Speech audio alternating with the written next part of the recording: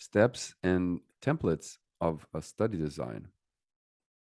Here we're going to be talking about the characteristics of a study design and a study proposal. So first we begin with the research question. What's the research question? What's your hypothesis? Whether or not you have a research question or your hypothesis is going to depend on the amount of prior evidence that there is for your study. Um, so if you already have evidence, already already have evidence, you might want to do a hypothesis. You say, well, there's so much evidence in this field that uh, it shows in this direction. It shows that our system is better than the others, but we want to test in a different population, or we want to test in a different context.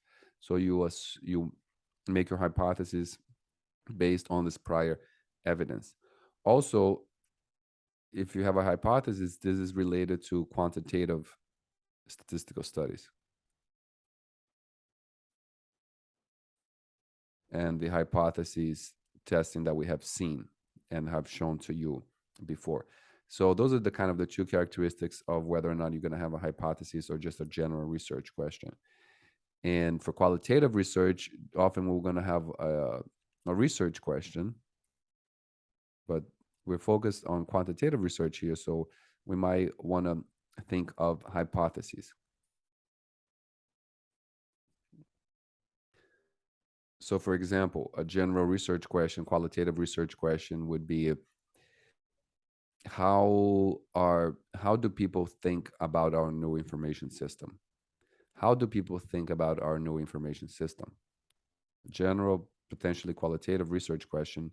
You can also turn it into quantitative, but it could also be qualitative. And you can interview people and ask them how they're feeling about your new system. Hypothesis setup would be men generally feel better about our system than women, or younger employees feel better about our system than older employees. So we examine these as we go along in the course. Another way to think about questions is thinking about these kind of pronouns: what, who, when, where, how, and why. And often when we're dealing with statistical questions, we're not really talking about who, when, and where. These are more kind of qualitative, let's say quali kinds of questions. They're not necessarily qualitative, but they are generally qualitative kinds of investigations. Where did this happen? Where did something happen? You may even need to go investigate, go to the street and see how things are going on over there. So it's not a purely quantitative endeavor. What is a very general type of question. It's kind of the big king of questions, because everything can be like translated into what question.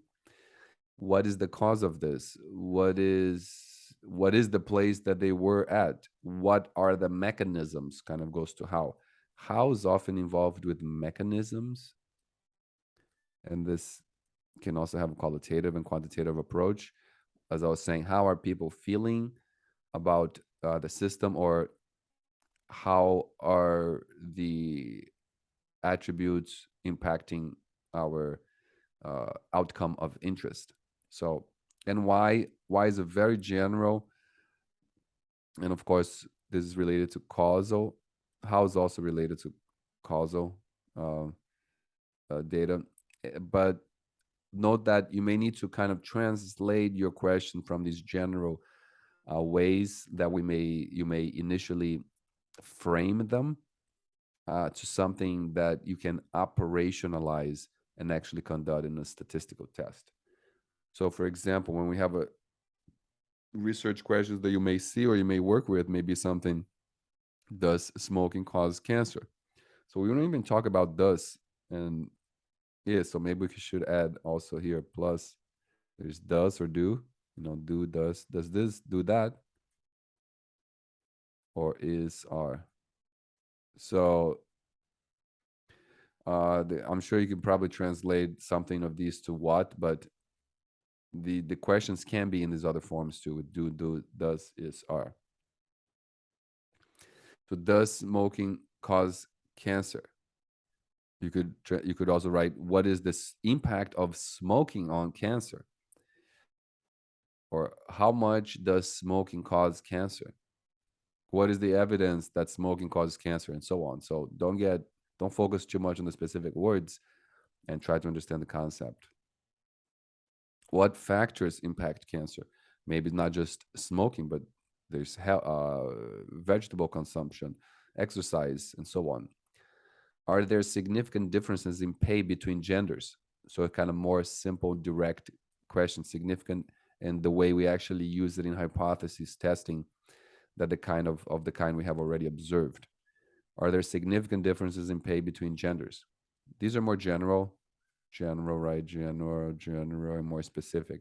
And often you can begin with a general kind of question, but then recognize that you're going to want to translate it into a more specific hypothesis, or at least a more specific way that you can operationalize your questions. That is, translate it into a way that it relates more to the specific data that you actually have or can acquire.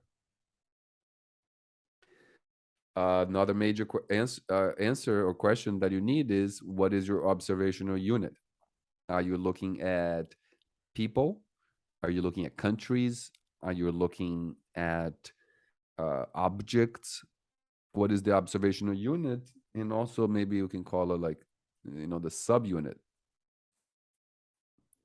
So let's say we're talking about how people feel about your system. Well, if the observational unit is probably going to be people. You're looking at the participants.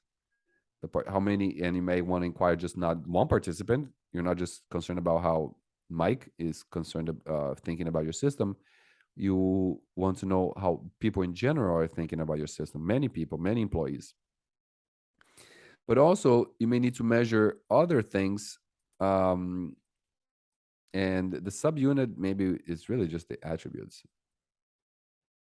Just the attributes of that unit, right? So what about what Mike thinks of your system are you concerned about? His feelings. And feelings is very general, so let's not use feeling. How about his happiness? We'll go happy level, or his sad level, or his curiosity. So this is kind of, I'm sticking to feelings, but we could also have more objective measures. Is the thing you're observing concrete or abstract? So people are usually, we think of them as concrete, actual, made up of meat and bones. But once you start talking about feelings, it starts getting a little bit more abstract. So you also got to address how it can be measured.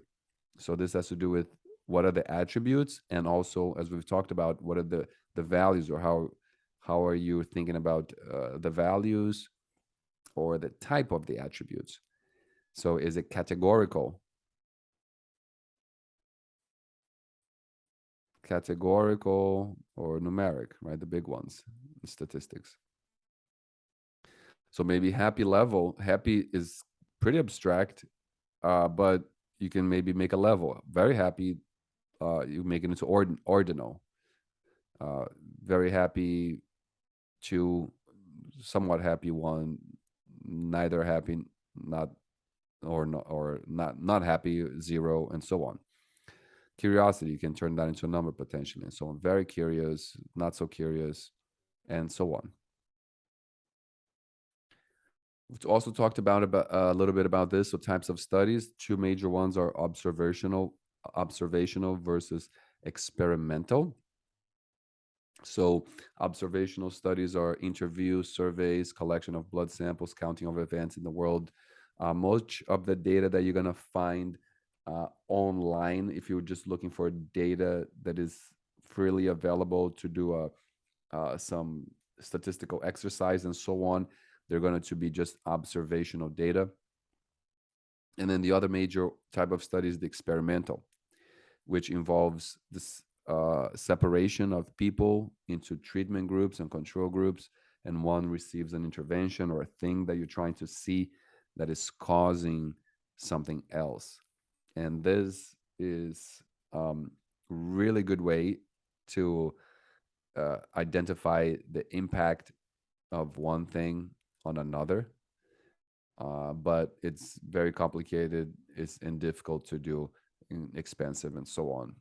And also, of course, observational studies can be good for other things that sometimes experimental is not, but usually experimental can also address. For example, I was thinking of things like feelings, how somebody feels, and so on.